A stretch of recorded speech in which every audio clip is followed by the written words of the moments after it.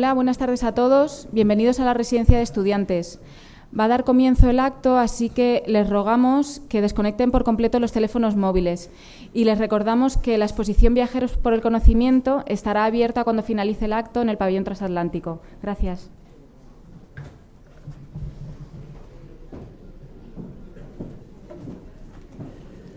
Hola, muy buenas tardes a todos. Desde la Residencia de Estudiantes les damos la bienvenida y les agradecemos que estén aquí con nosotros para esta conferencia que nos va a brindar Guillermo Martínez. Esta conferencia es la cuarta conferencia dentro del ciclo Matemáticas en Residencia que organizamos desde el año 2009 junto con el Instituto de Ciencias Matemáticas. El objetivo de iniciar este ciclo era dar a conocer al público en general las matemáticas que, a pesar de que están en una gran parte de nuestra vida, son muy desconocidas. Efectivamente, las matemáticas están en el centro de nuestra cultura, en prácticamente todas las ramas del saber.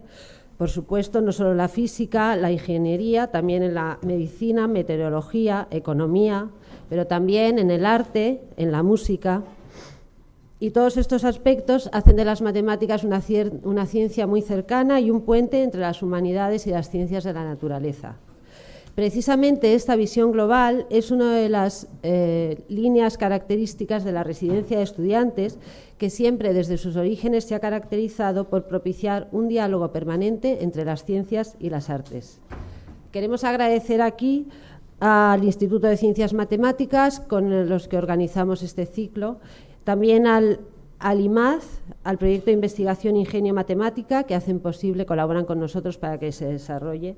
Por supuesto, damos la bienvenida a Guillermo Martínez, al que agradecemos que haya podido venir a dar la conferencia, y a Rosa Montero, que no necesito presentarla, como todos saben, escritora y periodista, que ya ha participado con nosotros en otras actividades y que va a presentar a Guillermo. Y sin nada más, dándole las gracias, esperando que disfruten de esta conferencia, les dejo ya con Rosa Montero. Muchas gracias. Hola, buenas tardes. Estoy encantada de estar aquí. Efectivamente, he estado otras veces. Me encanta la Residencia de Estudiantes. Y bueno, me parece maravilloso. Vaya publicazo que has concitado, porque mira, está toda la gente de pie ahí. Muchísimas gracias por haber venido. Yo voy a ser brevísima. Esta conferencia es una conferencia de matemáticas, pero seguro que todos ustedes saben que además Guillermo Martínez, que somos muy amigos y estoy feliz de estar aquí también con él, es un escritor y es un escritor formidable. Y si no lo saben, se lo digo, es un escritor magnífico. Para mí, claro, es al revés. O sea, yo le conozco como escritor y un escritor que además es matemático, que les diré que para mí el hecho de que sea matemático me parece una cosa tremendamente exótica, es muy exótica, es como tener un amigo trapecista o espía, o una de esas cosas raras, ¿no? Poco habituales, ¿no? Me voy a quitar esto, el cocodrilo, porque me lo estoy clavando con la mesa. A mí la verdad es que me encanta la ciencia, me gusta muchísimo. Me gusta mucho la divulgación científica. En mis últimas novelas he tenido hasta el atrevimiento de meterme en ciertas honduras de divulgación científica y tal, pero tengo un problema horroroso y es que no sé nada. Soy de letras, soy producto de unos planes de estudio espantosos que a los 14 años te hacían dejar para siempre, jamás, todo lo que fuera la ciencia si escogías letras. Y además soy también el producto de unas circunstancias personales, que de los 5 a los 9 años no fui al colegio porque estaba enferma, y entonces cuando volví y entré en ingreso tuve que aprenderlo todo en un solo año a toda velocidad. Las niñas, porque entonces eran colegios discriminados, se habían pasado 4 años aprendiendo la tabla de multiplicar, o sea que yo no tuve tiempo para aprenderla y no me la sé, quiero decir, o sea, yo no me sé ni la tabla, la del 9 sobre todo, muy mal, la tengo que contar con los dedos. Y yo qué sé, no sé, las raíces cuadradas es que me parecen sánscrito, ¿no? O sea, me avergüenza reconocerlo delante de un público de matemáticos. Y por otro lado, yo creo que está, desde luego, por desgracia, vivimos en un mundo que cada vez las humanidades se valoran menos en lo real, pero también están muy supervaloradas en la cultura tradicional. Quiero decir que se considera que si Shakespeare, que si no sabes quién es Shakespeare eres un analfabeto, que desde luego es verdad que lo eres, pero si no sabes cuál es la segunda ley de la termodinámica, pues resulta que no pasa nada, ¿no? Yo creo que sí que hay que saberla y que también es una incultura tremenda. O sea, que digo que la parte científica, insisto, me encanta, pero que soy una bestia por desgracia, ¿no? Entonces, desde este agujero de desconocimiento de las matemáticas comprenderán mi actitud reverencial, ¿no? ante Guillermo. Es un poco, me siento como una cromañona viendo un eclipse de sol, ¿no? Es de esto que no lo entiendes y que te quedas completamente fascinada y asombrada y maravillada. Guillermo, en efecto, se estudió matemáticas, se doctoró en Buenos Aires en lógica y luego hizo estudios de postdoctorado en Oxford. Y su doctorado lo he sacado de una entrevista, en su doctorado estudiaba unos espacios topológicos asociados a álgebras de la lógica. Ustedes sabrán lo que es eso. Yo ni idea. Aparte de eso, ha sido profesor. Y aparte de eso, profesor hasta hace 6 años, y aparte de eso empezó a publicar, a tener esa doble carrera, ¿no? En su primer libro, que fue un libro de cuentos, salió en 1989 y se llama Infierno Grande, y es absolutamente sobrecogedor e impresionante, se lo recomiendo, ¿verdad? Y desde entonces, después, ha publicado 4 novelas acerca de Roederer, La mujer del maestro, Crímenes imperfectos, que aquí se llamó Los crímenes de Oxford, que es la que más conocerán porque es la que ha sido más famosa en el mundo y que es en todo el mundo porque es un escritor muy conocido en todo el mundo. Ahora se va a China, por ejemplo, de aquí se va a China mañana. Y que es la que Vales de la Iglesia hizo la versión de la película. Y la última novela, que es buenísima, la última publicada, buenísima también, La muerte lenta, de Luciana B. Todo esto pues lo fue empezando a hacer esa carrera literaria a la vez que era profesor. Hasta, como digo, hace 6 años que dejó las matemáticas, bueno, relativamente, porque en el 2009 sacó, por ejemplo, un ensayo que se llama Gödel para todos, escrito con Gustavo Piñeiro, que es un ensayo divulgativo de matemáticas, ¿no? Ahora bien, yo creo que ¿qué tipo de escritor es Guillermo? Pues para mí me parece que es un escritor absolutamente matemático, es decir, que se le ve ese sentido matemático del mundo en su escritura. Yo estoy acostumbrada a escuchar eso de la gente de ciencias, ¿no? Y tal, cuando hablan de que una formulación es elegante, ¿no? Y entiendo perfectamente lo que es. ¿Qué es una formulación elegante? Pues la más certera y la más breve, ¿no? Y exactamente eso es lo que hace Guillermo en su escritura, que además es a mí el tipo de escritura que más me gusta. En eso creo que estamos muy cerca, en la mirada hacia la escritura que más nos gusta, no en otra cosa, en la manera de escribir. Y es esa escritura que aspira a lo esencial y que busca el valor de cada palabra y el valor de cada colocación de cada palabra, que yo creo que eso es también muy matemático, ¿no? En la matemática supongo que cada cifra tiene un valor esencial y que el lugar que ocupa tiene un valor esencial y que cuando todo eso funciona revela mundos, o sea, realmente. Y eso, exactamente esa, es lo que hace con su literatura. Hace una literatura muy escueta, muy intensa, muy corta en general. Por eso también es un maestro cuentista y es ese tipo de literatura que dentro de esa economía de medios enorme y de esa amplitud de alcance, pues cuando la lees te parece que también revela mundos, ¿no? Decía Anatole France, le preguntaron cuál es la frase más hermosa y contestó la más breve. Y es verdad, la más breve que consigue explicar con mayor hondura lo que quieres decir, ¿no? Y eso lo cultiva Guillermo a la perfección. Y esa importancia, esa valoración de cada una de las piezas, ¿no? Que forman la frase, que forman la página de un libro, ¿no? Es un poco casi como convertir las palabras en talismanes, es casi algo mágico, ¿no? Como, ya digo que sus palabras desvelan, sus palabras producen cambios, son de algún modo como palabras mágicas, como la abracadabra que abre la montaña, ¿no? Y desde ese punto de vista siempre le he visto, primero porque no entiendo las matemáticas, ya digo, y uno tiende a pensar que lo que no entiende es mágico, pero siempre le he visto como una especie de mago poderoso, de prestidigitador. Y que conste que a él le encantan los magos y los prestidigitadores, no creo que sea casual.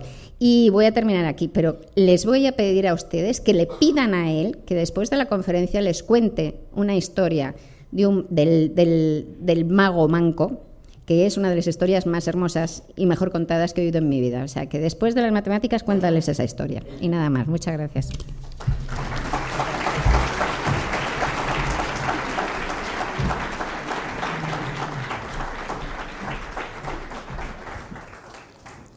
Hola, hola. No sé si tengo micrófono. ¿Se escucha? ¿Sí? Bueno, buenas noches a todos. Muchísimas gracias a Rosa por la presentación. Muchas gracias a Teresa, a David Martín y a Cristina por la forma en que me han recibido. Es la primera vez para mí aquí en la residencia de estudiantes, así que estoy muy contento, muy feliz de conocer este lugar. Bien, entonces empezaría la charla recordando uno de los cuentos más emblemáticos de la literatura argentina, que está un poco en el origen también de toda una corriente en la literatura policial, que es el cuento La muerte y la brújula de Borges, del año, bueno, publicado por lo menos en 1944. Pido perdón porque a los que no lo leyeron, porque voy a tener que decir algunas cosas que de algún modo anticipan la solución del cuento y les voy a arruinar posiblemente la lectura. Pero bueno, para el desarrollo de la charla es realmente preciso contar algo de la historia. Digamos, el cuento empieza cuando en el Hotel du Nord, se menciona el Hotel du Nord,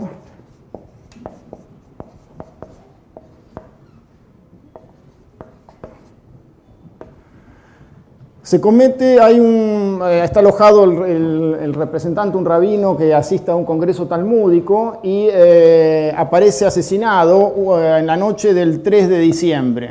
Entonces hay un primer crimen. Se menciona al pasar, al principio, el hecho de que sea en el Hotel du Nord parece un detalle intercambiable. El hecho de que sea la fecha un 3 de diciembre también, como suele suceder en los relatos policiales, lo que se desliza al principio como casual, después realmente se ve como necesario. Entonces hay un primer crimen al que acuden los dos investigadores que son prototípicos de la narración policial, ¿no es cierto? El comisario Treviranus, que sería el representante de la línea oficial de la investigación, y el detective Lönnrot, que es el detective de lo literario, el detective que está buscando justamente una explicación más oculta y recóndita. El comisario Treviranus piensa que lo han matado por error al rabino, mientras que Lönnrot piensa que si han matado a un rabino tiene que haber una explicación también rabínica, y se pone a estudiar la tradición judía y libros, la Cábala, etc. El 3 de enero, y aquí ya cuando se comete el segundo crimen, el número 3, ya no parece casual, queda muy clara la repetición. En los suburbios occidentales de la ciudad se menciona un punto que está al oeste, se comete un segundo crimen. Y un mes más tarde se comete un tercer crimen en las dársenas. Se da a entender que la ciudad puede ser Buenos Aires, por lo tanto, la mención de la fecha cada vez se repite con claridad. Mientras que la otra clave, que es la clave de los lugares, se va difuminando. Está, pero está oculta, se mantiene oculta. se comete otro crimen en las dársenas, ¿no? O sea, en el punto este, digamos. Y en este punto el comisario de la investigación recibe una carta, un anónimo, en donde se le dice que el día 3 de marzo, que sería el próximo, no se cometerá ningún crimen porque estos 3 puntos son 3 muertes y este es un triángulo equilátero y místico, dice la carta, por lo cual la misión está cumplida. Sin embargo, el detective Lönnrot adivina, en contraposición al comisario que ya se queda tranquilo con esta idea, que en realidad, justamente por su investigación de la tradición judía, que en realidad el día en la tradición judía empieza con la salida de la primera estrella, al atardecer. Como los crímenes se han cometido de noche, en realidad corresponden al día 4. Entonces el número que empieza a predominar en la serie es el 4, ata cabos con otros indicios asociados a cada uno de los crímenes, donde también aparece el número 4, y concluye que hay todavía un crimen por cometer, y que ese crimen lo encontrará, digamos, uniendo en el mapa de la ciudad, detecta cuáles son estos 3 puntos, y con una regla y un compás ubica el 4 al sur, y acude a una quinta en el sur, donde lo espera justamente el criminal, su archienemigo, Red Charlach, y encuentra allí, para su sorpresa, que la cuarta víctima es el mismo. O sea, él tiene con Red Charlach unas viejas cuentas pendientes y Charlach lo ha traído con esta trampa a este lugar para asesinarlo.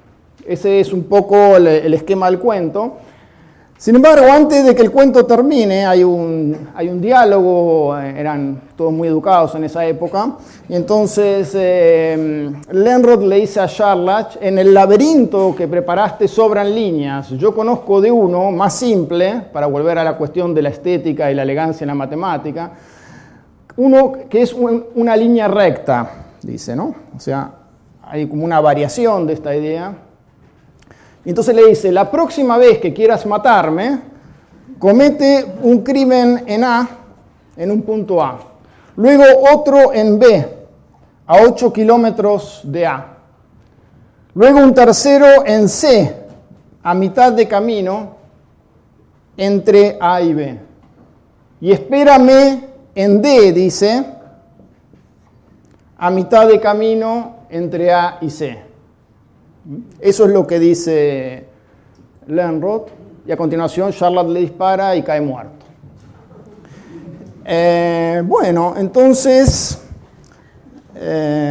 y aquí yo empiezo a polemizar con los lectores más devotos de Borges, lo que yo observo es que en realidad esta situación, esta segunda serie que propone Lönnrot, no tiene la misma unicidad en la solución que esta de aquí.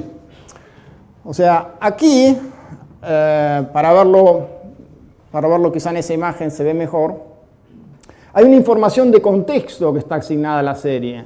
El hecho que está explicado a lo largo del relato, con el mapa, con la indicación de los puntos cardinales, de que esos 3 puntos se refieren justamente a los puntos cardinales, y eso es lo que termina de ubicar de una manera unívoca al 4º punto en el sur como punto faltante.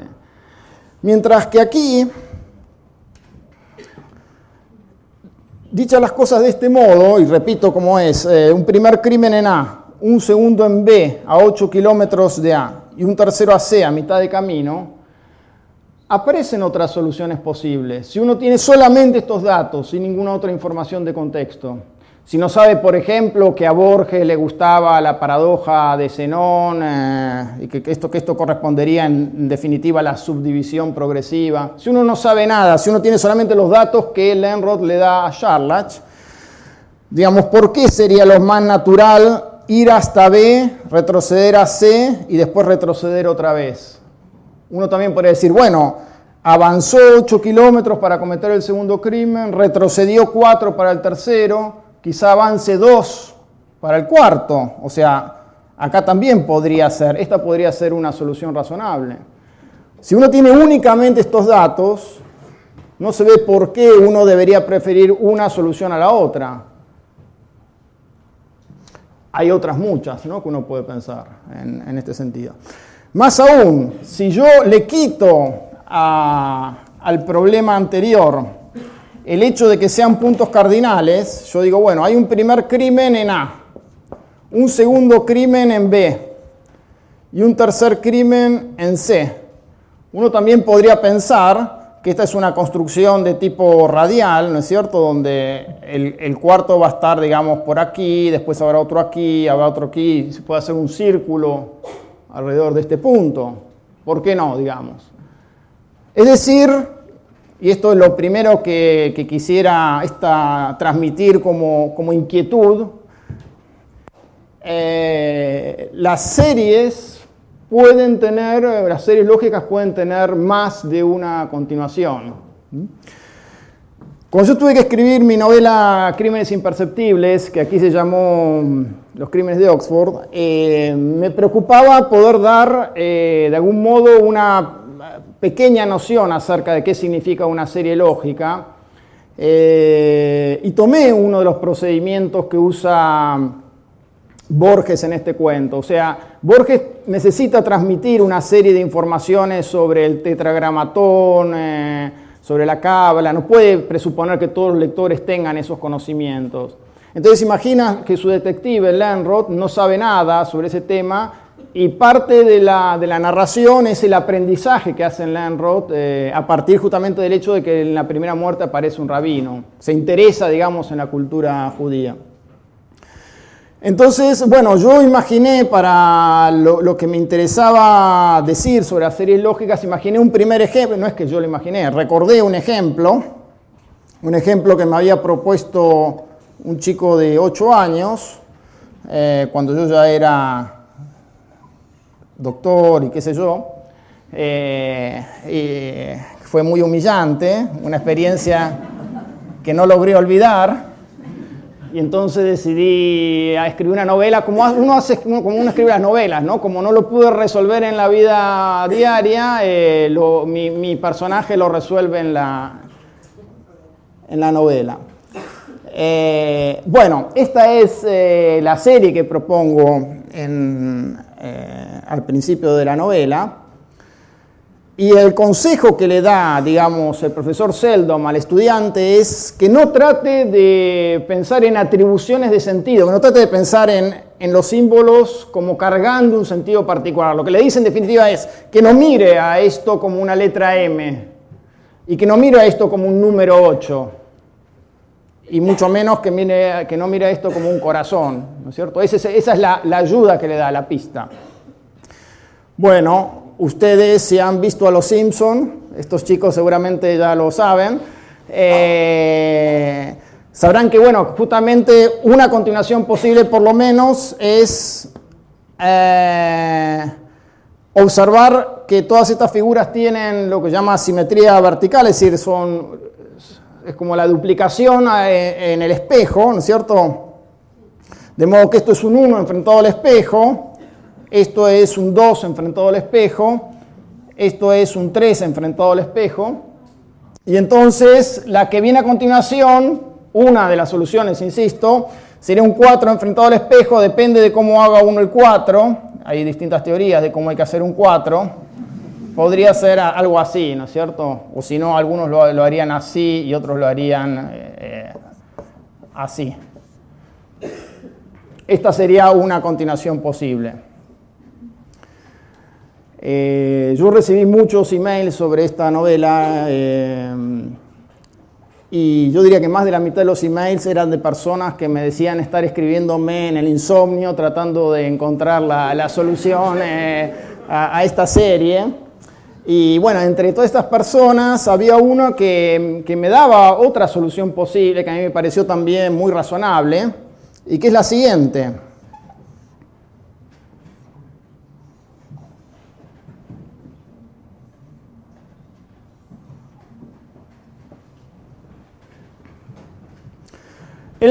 razonaba así. Lo voy a hacer acá arriba porque veo que tenemos un problema con la gente de atrás.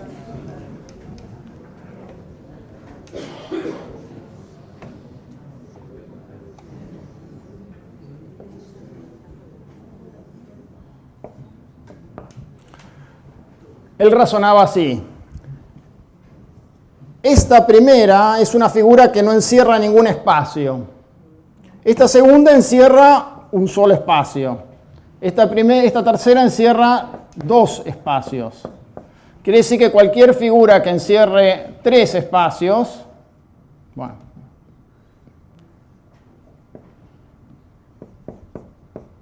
sería una solución posible. Inobjetable hasta cierto punto. ¿No es cierto? Sin embargo, uno podría, ahora que sabemos que hay más de una continuación para la serie, uno tiene la sensación de que hay una de las soluciones que se ajusta más a lo que, digamos, propone el problema. Digamos, si uno buscara la solución, la segunda solución, ¿para qué estaría este corazón sentado sobre una línea, digamos? Esta línea parece excesiva. ¿Por qué estaría esta curva así aquí puesta? De algún modo, justamente algo de lo que decía Rosa, ¿no? Hay en la matemática hay cierta intuición estética que nos hace a veces diferenciar cuál es la solución más apropiada, la que sentimos como estéticamente más agradable. De algún modo la que usa todas las hipótesis, etc. Entonces, en este caso en particular, uno diría, bueno, está bien, hay más de una continuación posible, pero es claro que la buena solución es esta. Entonces, uno se podría hacer esta pregunta todavía. Bueno, está bien, admitamos que toda serie lógica puede tener más de una continuación, pero ¿habrá alguna forma de encontrar siempre la mejor solución, la solución más elegante, la solución, bueno, entonces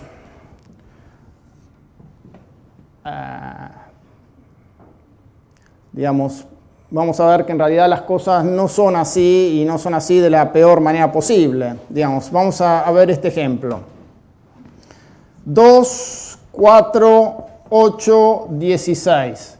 Supongamos que les presentan esta serie. Ustedes saltarían a decir que la continuación correcta es 32, ¿no es cierto? Y si yo acá pusiera 32 sería, ¿no? Y si yo acá pusiera 31, si un alumno, digamos, viene y nosotros le presentamos esta serie y nos pone 31, ¿qué diríamos? No, ¿qué diríamos? Algo peor incluso diríamos, ¿no es cierto?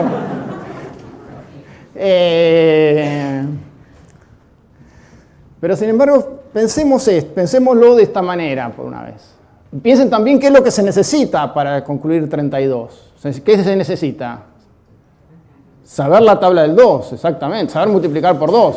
Bueno, eso es un requerimiento, ¿no es cierto? O sea, nos resulta natural porque fuimos a la escuela y aprendimos la tabla del 2, ¿no es cierto? Por ejemplo, mi hija de 5 años no podría concluir 32. Ahora, veamos esta situación, veamos esto. Que esto es algo que sí podría hacer mi hija. Yo le digo, bueno, toma un círculo, dibujá 2 puntos, porque ya sabe contar hasta 10, sabe contar más, pero hasta 10 sabe contar, digamos. Dibujá 2 puntos y unilos con una raya. Entonces, ¿en cuántas partes quedó dividido? En 2 partes. Muy bien. Ahora tomá otro círculo, marcá 3 puntos y unilo de todas las formas posibles. Esto lo sabe hacer también. ¿Y acá cuántos tenemos? 4 partes. Acá encontramos el 2, acá encontramos el 4. Acá encontramos, ahora hace lo mismo, le decimos con 4 puntos. No importa que formen polígonos regulares. Ya estoy, hace mucho que no estoy con la matemática y no me acuerdo mucho los nombres, así que ustedes chequen las cuentas, los nombres, todas esas cosas. Bueno, entonces, ¿qué tenemos? 1, 2, 3, 4, 5, 6, 7, 8. ¿Ok? Todo esto, mi hija todavía lo puede hacer. ¿Con cuántos puntos vamos acá? Con 5. Muy bien. 5 puntos. 1, 2.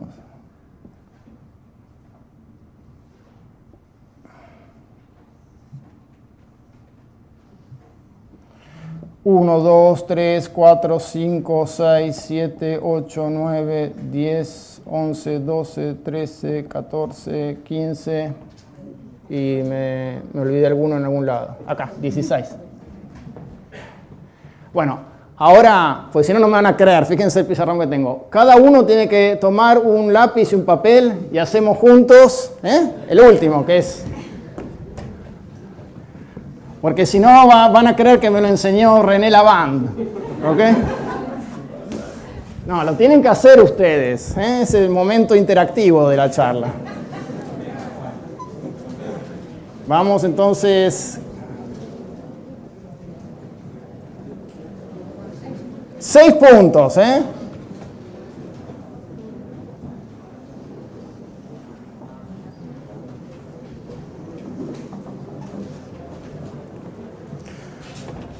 Bueno, vamos a ver. Ustedes sigan que no me fallen las líneas.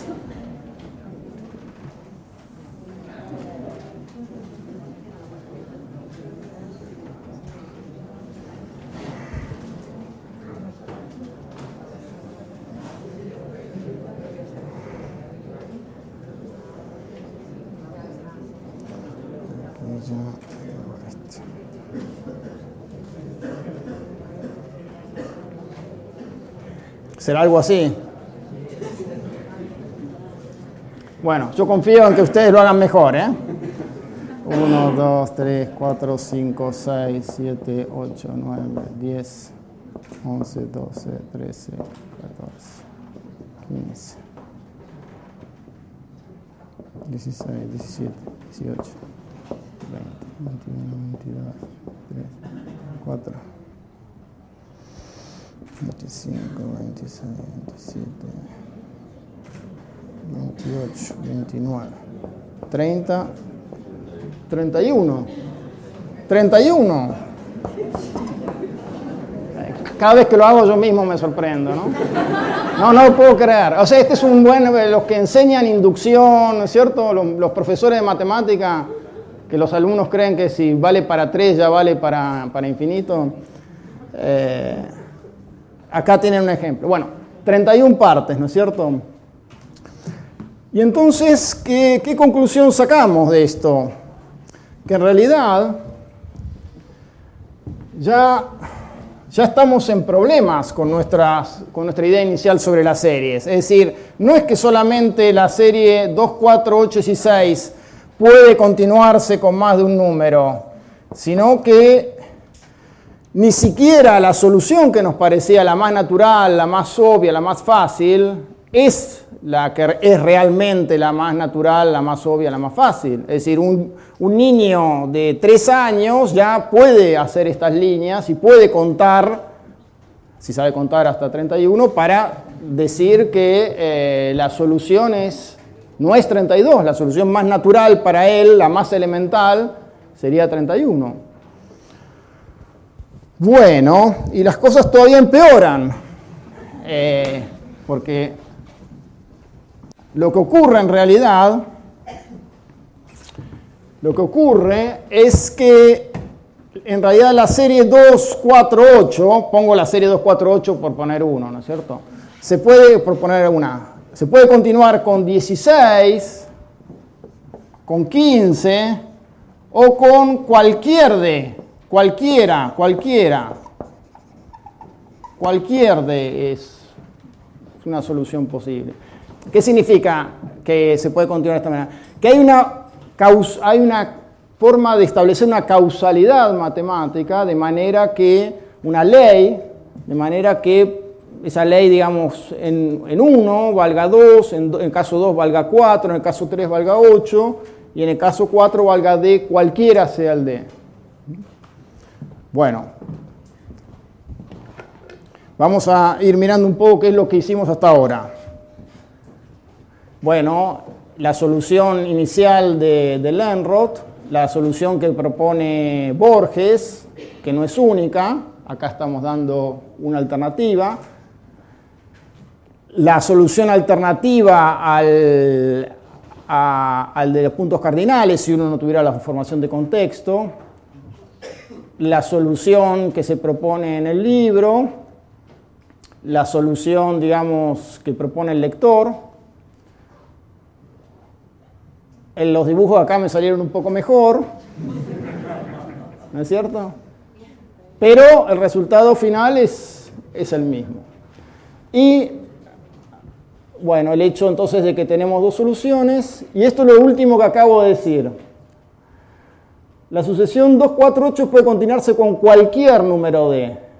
Y eso es consecuencia de un teorema que se llama el teorema de Lagrange, que dice que dado los números 2, 4, 8, d, hay un polinomio, en realidad un polinomio de grado 3 se puede ver, P, tal que P en 1 vale 2, P en 2 vale 4, P en 3 vale 8 y P en 4 vale D. Bueno, le había prometido a Rosa no hacer fórmulas matemáticas en la charla para convencerla de que viniera. Rosa se puede ahora tapar los ojos, esto va a ser casi pornografía, porque hay muchas X aparecen. Bueno, pero es muy fácil, es un truco en realidad, es un truco. El truco consiste en escribir esa expresión, miren, en realidad la gracia de esta expresión, acá son los 4 factores y omitimos cada vez uno, es decir, acá omitimos x menos 1, acá omitimos x menos 2, aquí omitimos x menos 3 y aquí omitimos x menos 4. Entonces, al construir esta expresión, la gracia que tiene esta expresión es que cuando la evaluamos en 1, solamente sobrevive este término, porque al evaluarlo en 1, como está x menos 1, están estos 3, esto se hace 0, esto se hace 0 y esto se hace 0. Sobrevive solamente este término, que es algo distinto de 0.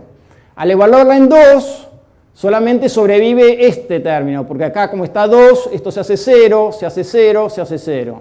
Al evaluarla en 3, solo sobrevive el tercer término, que es un número distinto de 0. Y lo mismo al evaluarla en 4, solo sobrevive el cuarto término.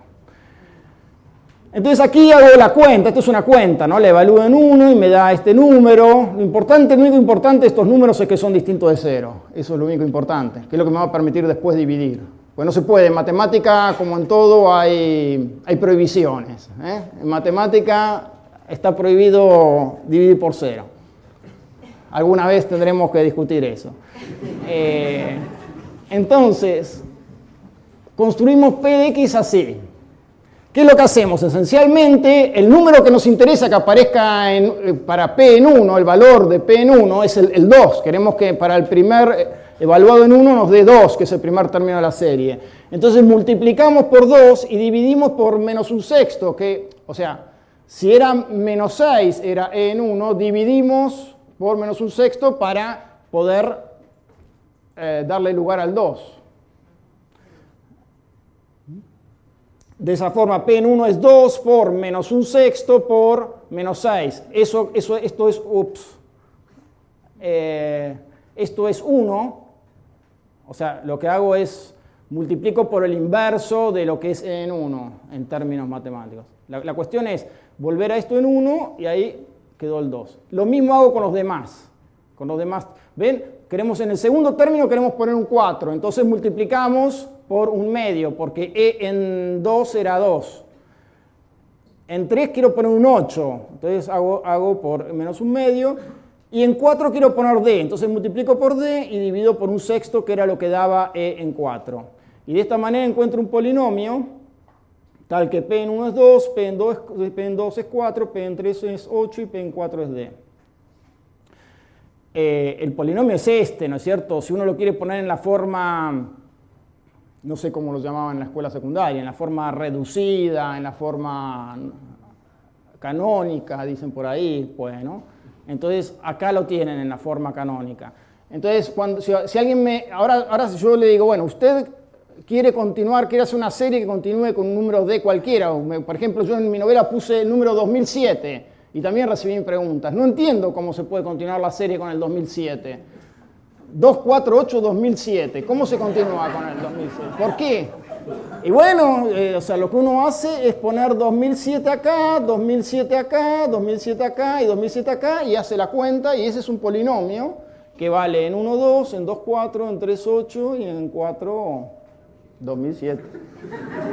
Pero fíjense, por ejemplo, si uno dice, bueno, 2, 4, 8, 15, acá está, este es el polinomio. Yo hice las cuentas para ustedes en la época en que sabía hacer las cuentas todavía, antes de olvidarme todo. Ahí está. Bueno, basta de cuentas, ya, basta de matemática. Bueno, entonces ahora las consecuencias. Vamos a ver ahora algunas consecuencias. Bien. Entonces, la primera consecuencia es la que a mí me interesaba para mi novela, es lo que yo quise transmitir en mi novela, que es el hecho... hay toda una tradición de películas, sobre todo, donde aparecen asesinos que dejan símbolos al matar y de algún modo pareciera que el juego que se instala y en el que participa el espectador es que si uno averigua la continuación que corresponde a esa sucesión de símbolos, adivina la morfología de esa serie, adivina qué es lo que une el denominador común de esos símbolos, va a poder predecir el próximo crimen y de algún modo encontrar al criminal. Esa es más o menos la superstición en la que se basan muchas películas sobre crímenes en serie. Entonces, lo que yo traté de observar justamente es esto, que en realidad el detective no puede aspirar a encontrar algo así como la continuación. Entonces, hay algo de falsedad en esa especie de desafío intelectual, porque justamente a lo único que puede aspirar es a encontrar, digamos, la solución en la que está pensando el criminal. Lo único que puede aspirar es a tener una cierta empatía con el criminal que permita hacer coincidir su conjetura con la del criminal. Es decir, ¿cómo sabemos si, supongamos, tenemos esta situación de nuevo, ¿no? ¿Cómo sabemos si el criminal está pensando en multiplicar por 2 o en construir círculos?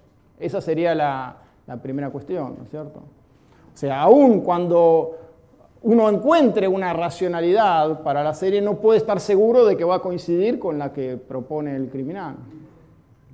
Primera cuestión. Segunda cuestión, la de los test de inteligencia. Es exactamente la misma cuestión. Es decir, ¿cómo hace un evaluador al que un examinado le presenta esta alternativa para decidir si es demasiado tonto o demasiado inteligente? ¿No es cierto?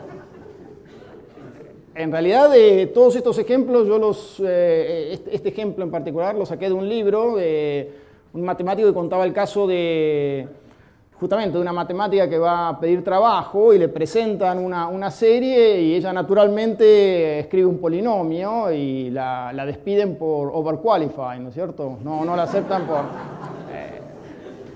o sea, ¿qué es lo natural? Eso depende mucho del mundo en el que vive cada uno, ¿no es cierto? O sea, en un mundo de círculos y rayas es más natural esta solución. Entonces, bueno, los test de inteligencia tienen esa clase de problemas. Solamente, digamos, lo que registran en el fondo es de algún modo algo así como una inteligencia media, ¿no? Una inteligencia media de acuerdo a justamente también a cierto entrenamiento de aprendizaje.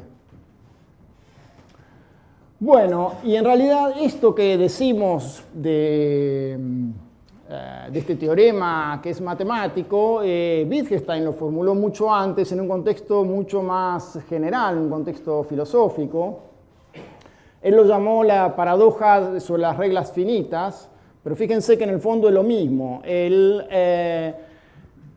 Lo que dice la paradoja es lo siguiente, que si a uno le dan una regla y le dan un número finito de casos de aplicación de la regla, la sola ejemplificación de esos casos no alcanza para que uno pueda realmente comprender cuál es la continuación correcta de la regla. Veámoslo de nuevo. O sea, no alcanza de algún modo la idea que está detrás, que es que la sintaxis que correspondería a ver la aplicación de cada regla, no alcanza para determinar el sentido de la regla. Veámoslo de nuevo.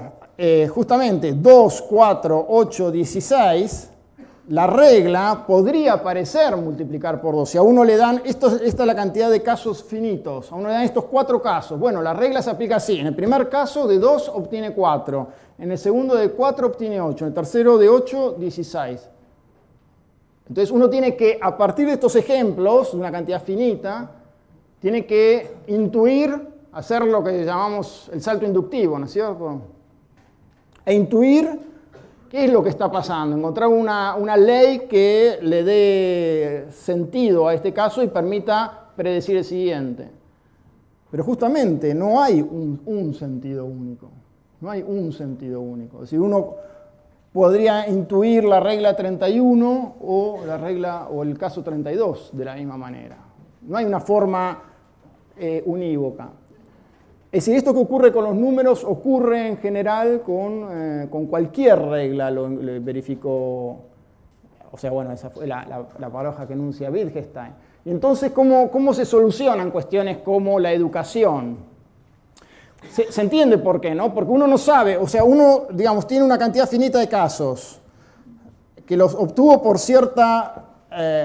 Hay alguien que es el examinador que le dice, bueno, la regla que corresponde al examinador te permite obtener aquí la primera aplicación A1, aquí A2, aquí A3.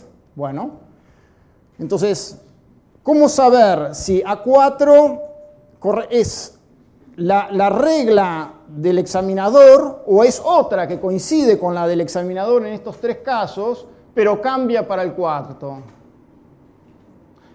Es lo mismo que con las leyes, por ejemplo, la ley que prohíbe fumar.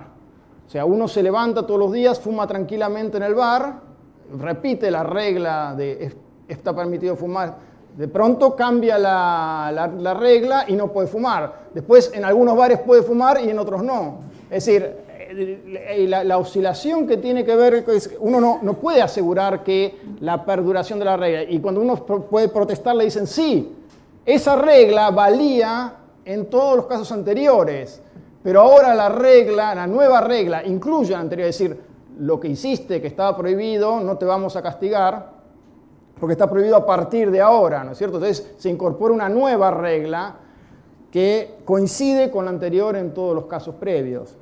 Entonces lo que no se puede hacer en definitiva, que es lo que explica Wittgenstein, es a partir de una cantidad finita de casos poder inferir cuál es la siguiente. Fíjense que eso queda muy claro en el caso de los polinomios de Lagrange, ¿no es cierto? Porque uno tiene uno podría decir, bueno,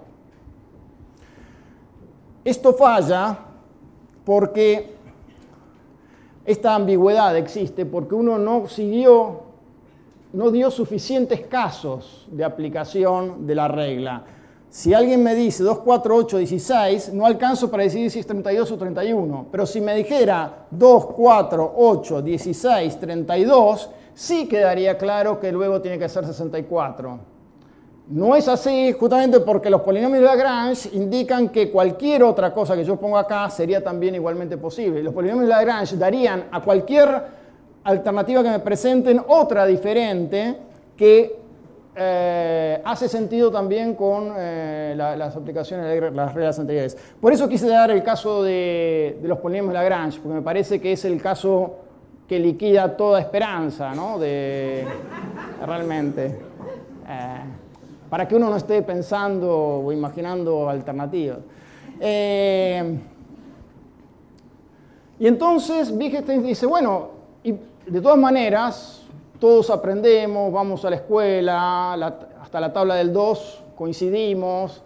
Es muy interesante donde cuando lo plantea Wittgenstein en Observaciones Filosóficas, porque de algún modo argumenta y uno se convence de que ni siquiera podría ser capaz de aprender la tabla del 2, ¿no es cierto? En el fondo, si uno tuviera un razonador tenaz y consecuente, no habría modo de enseñársela, pero no de hacerle ver que necesariamente la tabla del 2 es lo que nosotros sabemos que es la tabla del 2. O sea, a ese extremo llega Wittgenstein. Y sin embargo aprendemos. Entonces lo que él dice es justamente que se aprende a través de lo que él llama un juego de lenguaje entre aprobador-reprobador, digamos. Uno que sabe, otro que está intentando, y digamos de un modo por prueba y error, entendimientos parciales, hay un momento en que la norma se internaliza y se van como descartando las otras posibilidades, y el educando finalmente aprueba su examen, ¿no? Y entonces nos quedamos tranquilos de que todos decimos lo mismo cuando hablamos de la tabla del 2. Eso es muy interesante, ese tema lo desarrolló Brouwer bastante también en relación con la forma en que se normaliza una sociedad, ¿no? En todo sentido. Bueno, el mismo tipo de cuestión alcanza a la justicia, ¿no es cierto? O sea, la justicia se enfrenta con la misma clase de problema, por eso se habla en la justicia de la ley escrita y la interpretación de la ley. Justamente los casos que se han resuelto hasta cierto punto no alcanzan para poder fallar en cada caso nuevo, porque justamente uno no puede estar seguro del todo en general si corresponde exactamente a las circunstancias que dieron lugar a los anteriores o si hay algo nuevo en el caso que también puede compatibilizarse con la situación anterior. Entonces, por eso, de algún modo, cada tanto hay que hacer nueva jurisprudencia y hay casos que, bueno, que aun cuando casos similares han sido tratados de la misma manera, se considera que hay que fallar en sentido contrario. Incluso, además, desde un punto de vista histórico también, la ley va cambiando de acuerdo con el tiempo.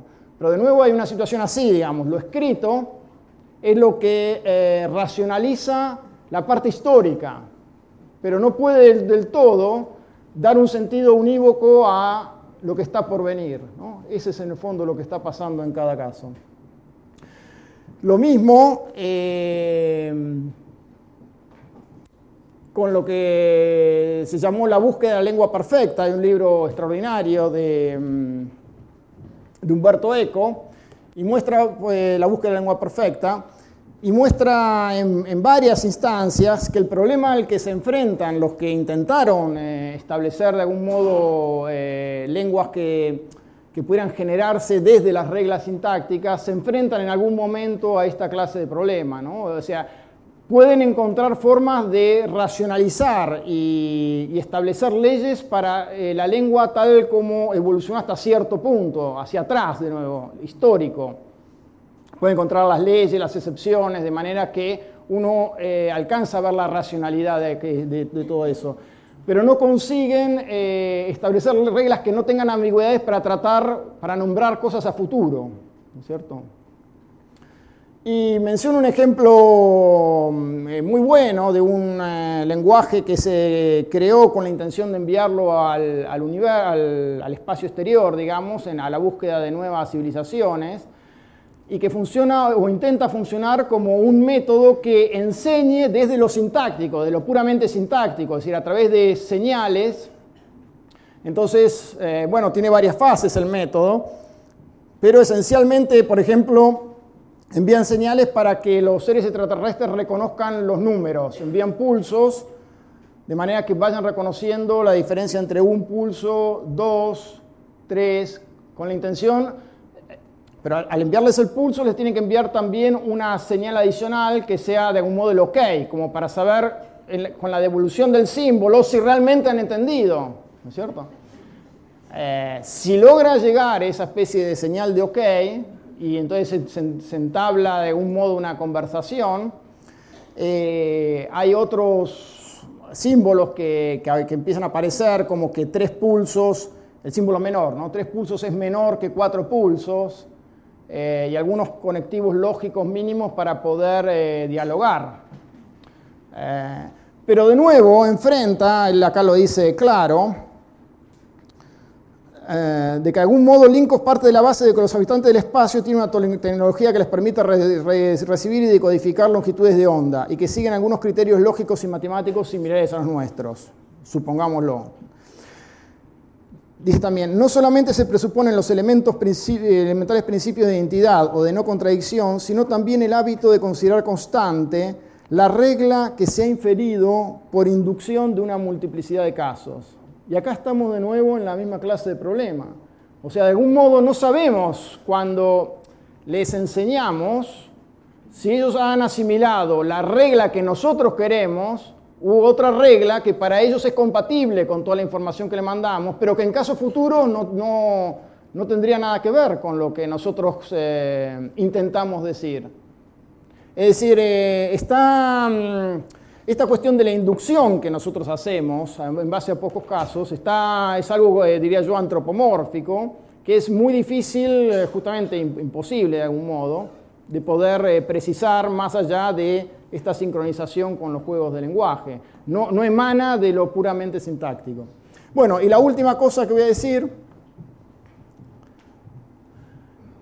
que es algo también me parece a mí muy interesante, es que no se puede a partir de una sucesión de números que nos dan, supongamos que nos dan los números 2, 15, 3, 35, 7, por decir algo. No hay manera de decidir, dados estos números, si fueron obtenidos al azar o no. ¿Por qué? Digamos, supongamos que estos sean los números que corresponden a las 5 primeras bolas de la noche en la ruleta. Es posible. Supongamos que un proceso inconsciente me hizo elegirlos verdaderamente al azar, con la única restricción de que sean menores que 36, porque ya pensaba decirles lo de la ruleta. Aún así, no hay forma al mirarlo de decir, sí, son números elegidos al azar. ¿Por qué? Porque de nuevo, hay un polinomio que en 1 vale 2, o sea, en 2 vale 15, en 3 vale 13, en 4 35. O sea, hay una posibilidad de asignarles una causalidad matemática, una ley matemática. De algún modo esto dice, bueno, si uno anota todos los números de la ruleta, al final de la noche, esto podría ser una discusión entre un determinista y un antideterminista, ¿no es cierto? El otro día decía, no, mirá, fíjate cómo los números salieron realmente al azar, y otro dice, no, en realidad corresponden a esta ley matemática, con los números a la vista, siempre hay una explicación a través de una ley matemática que los puede obtener. Es decir, bueno, sobre esto, si quieren, podría decir alguna cosa más después, pero la idea que deja esto es que no hay manera, aun si la sucesión es larga, de poder decidir si ha sido obtenida al azar o no por la sola inspección de los números, ¿no es cierto? Bueno, creo que esto es todo. Gracias.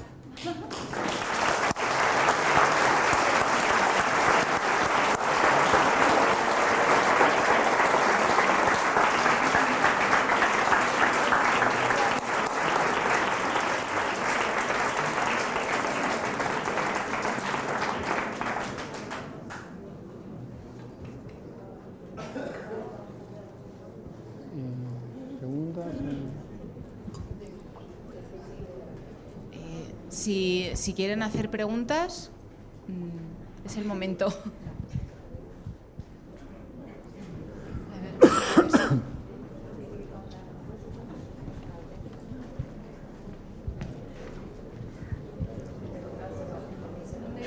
¿Por aquí? Hola.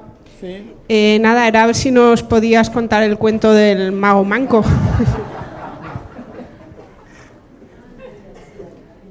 No, es que en realidad no sé qué historia se refiere, Rosy. Yo voy a contar la circunstancia, o sea, yo estaba viviendo en Inglaterra y vi por la televisión un show en Las Vegas y había un mago muy viejo sentado en una mesa que hablaba en un inglés perfecto, o sea que yo de ningún modo imaginé que fuera argentino, y era un mago manco.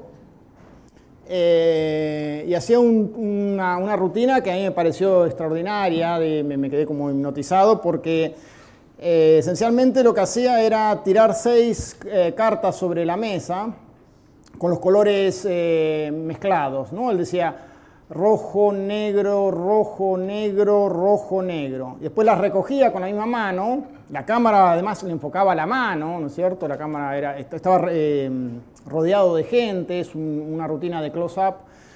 Las recogía y las volvía a arrojar y los colores se habían juntado. Rojo, rojo, rojo, negro, negro, negro. Y entonces decía, no puede hacerse más lento.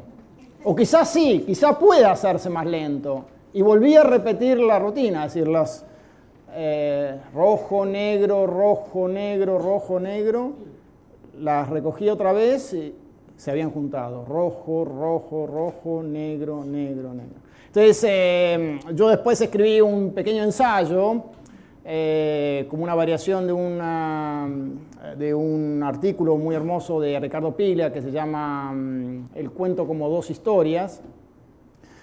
Piglia habla ahí de que todo cuento en el fondo cuenta a la vez 2 historias, de un modo la historia en primer plano que lee el lector y otra escondida, oculta, que conoce en principio solo el escritor y que emerge hacia el final, de algún modo como un truco de un prestidigitador. Entonces yo decía que bueno, que muchos escriben pero pocos son artistas y que yo imagino al escritor que es un artista como René Laván, es decir, alguien que puede hacer delante de todos los ojos, puede decir, o todavía puede hacerse más lento, ¿no? Eso era lo que... Sí, con una sola mano, claro. El que no hay otra mano para distraer. Después yo lo conocí a René Laván y me contó, yo estaba un poco temeroso porque había exagerado un poco las tintas sobre la vejez del mago en mi novela, ¿no? Claro, para mi novela yo quería que fuera muy viejo, ¿no? Entonces no sabía cuánto le había molestado. Pero bueno, muy amable y me contó en realidad que él era diestro y perdió a los 8 años, perdió la mano derecha en un accidente. O sea que tuvo que, ya quería ser mago, ya recorría el país como un mago niño y tuvo que volver a aprender todo con la mano izquierda.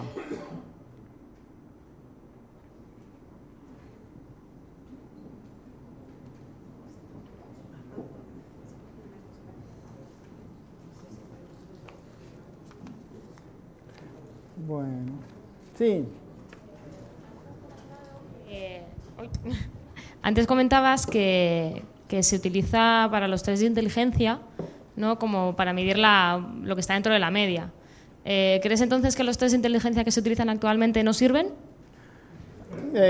Bueno, realmente nunca me ocupé de estudiar la evolución de los test de inteligencia, pero sí recuerdo que cuando se instauraron en los Estados Unidos fueron muy criticados porque justamente apuntaban a cierta esfera de saber que era fácilmente alcanzable por blancos con cierto nivel social, con cierta educación, etcétera, ¿no? O sea, hubo muchas críticas porque no consideraban las desigualdades relativas que había en la educación por problemas sociales que venían desde hace años. Y también se puede ver muy fácilmente que hay una cantidad de problemas que se practican, problemas que se dan en las Olimpiadas de Matemáticas, no sé si eso existe acá pero los chicos se entrenan para las Olimpiadas, entonces de algún modo se ve rápidamente como de nuevo esta especie de sincronía. Cierta clase de exigencia desarrolla ciertas respuestas rápidas y ingeniosas a cierta clase de ingenio que es afín a ese juego, ¿no? Por eso de nuevo lo mismo, es como un juego de lenguaje, ¿no? O sea, los jugadores aprenden cuáles son las clases de respuestas esperadas y las clases de técnicas involucradas y que se pueden usar, etcétera, ¿no? Entonces, supongamos, en un test de inteligencia, un chico que se entrenó para la Olimpiada de Matemática rendiría mucho mejor que otra persona cualquiera, pero justamente porque está esa especie de aprendizaje ad hoc, no termina de revelar algo absoluto, que sería la inteligencia en estado puro, si es que eso existe, ¿no? O sea, esa sería otra pregunta. La inteligencia se va desarrollando de acuerdo al métier de cada uno.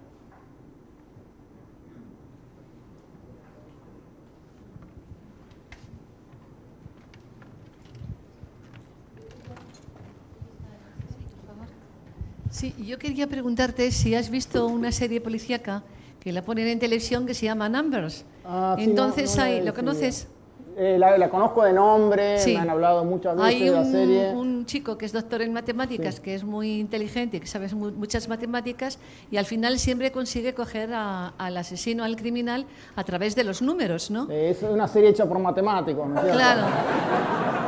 Entonces, mi pregunta es si eso es factible o simplemente se exagera. Porque, a ver, la mayor parte de los crímenes tienen que ver con... O sea, el caso típico es el esposo que vuelve borracho a la casa y apalea a la mujer hasta matarla. O sea, crímenes que requieran la sofisticación de una solución matemática, yo creo que no sé, quizá... miren, lo más cercano a eso que recuerdo que fue la base para una de las emisiones de Numbers, porque me lo contaron en el Instituto Balseiro, fue una investigación que hicieron unos físicos, hubo un asesinato muy famoso en Argentina, y van a ver qué paradoja y qué ironía. Hubo una movilización social muy importante, cortaron un puente, una represión de la policía. Algunos policías estaban con pistolas con cartuchos de plomo y mataron a una mujer, y fue un caso muy resonante, ¿no? Y entonces había una filmación parcial de todo lo sucedido, pero no se veía al policía apuntando, no se veía la acción de apuntar, y si se veía no se podía calcular la trayectoria, etc. Y estos físicos encontraron un procedimiento, había como inculpados, como si dijera, 2 policías que podían ser los inculpados. Y estos policías, físicos, encontraron con la cinta de sonido, hicieron toda una serie de consideraciones de cómo tenían que haber rebotado las balas, y empezaron a encontrar cuáles de los sonidos que se escuchaban en la cinta correspondían a impactos y cuáles eran a rebotes de las balas. Y entonces de esa manera pudieron descartar justamente a los 2 policías que estaban involucrados. Es decir, que es un crimen impune ahora, gracias a la ciencia. Eso es lo más cerca que yo conozco. Los policías quedaron muy agradecidos a la ciencia.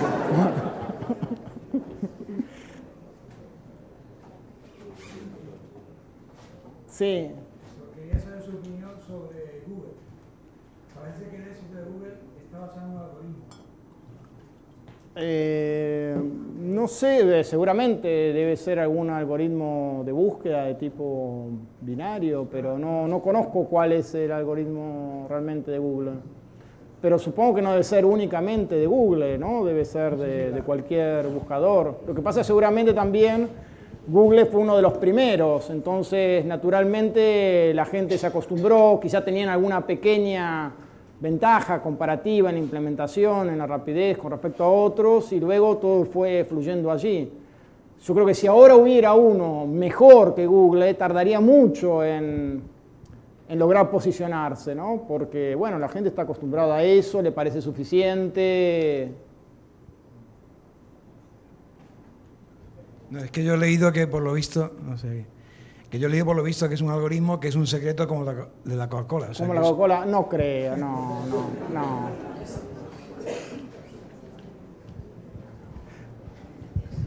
No, porque se ha experimentado mucho en algoritmos de búsqueda, no creo que haya algo fundamentalmente novedoso. Sí.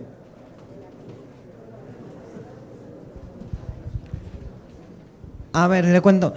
Sucede que en una columna de opinión de cierto escritor comparaba a 2 personas, bueno, la relación que tenían entre sí con el juego de sumando 1.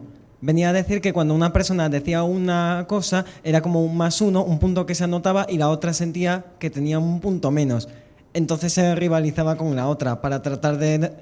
Y en esa competencia trataban de hacer más méritos. Lo que pasa es que como ya saben matemáticas del juego del más uno, que yo no conocía, me enteré gracias a eso, más uno menos uno es igual a 0.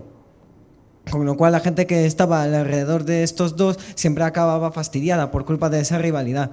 Le cuento esto por si sabe de otros juegos matemáticos como este que podrían servir para explicar relaciones humanas con fines humorísticos.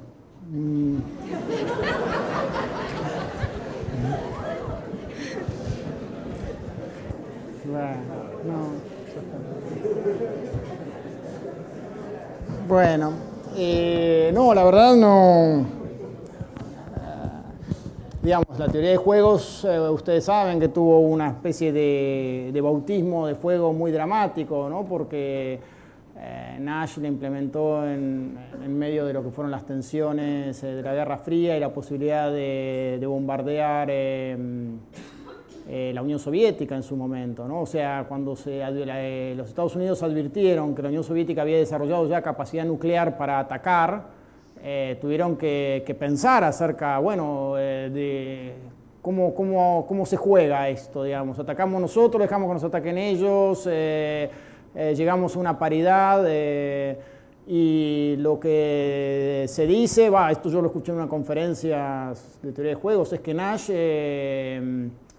aconsejó que los Estados Unidos tenían que atacar y destruir la Unión Soviética. O sea, su análisis, digamos, de la teoría de juegos lo llevaba a esa conclusión. Y se llevó a implementar el ataque, pero se interrumpió políticamente porque los aviones que tenían que llevar el cargamento nuclear tenían que pasar por arriba de Europa y de todos los aliados, y no había una suficiente seguridad de que no pudiera caer en el medio una bomba, ¿no? Que fuera detectada en camino y que fuera interceptado y una bomba nuclear cayera sobre algunos de los países de Europa. Entonces eso fue lo que detuvo la ejecución del plan. Pero bueno, ese fue el inicio de la teoría de juegos, ¿no? O sea, después hay algunos otros juegos más o menos famosos que tienen que ver con la psicología. Lacan ha estudiado cosas por el estilo. Hay un juego que tiene que ver con dos prisioneros que están y que si delata uno al otro, entonces lo sacan libre. Si se delatan los dos, quedan los dos presos. Entonces, bueno, ¿cómo tiene que jugar cada uno? ¿Qué es lo que conviene para cada uno? Pero aplicadas al humor ya no. Bueno, muchísimas gracias.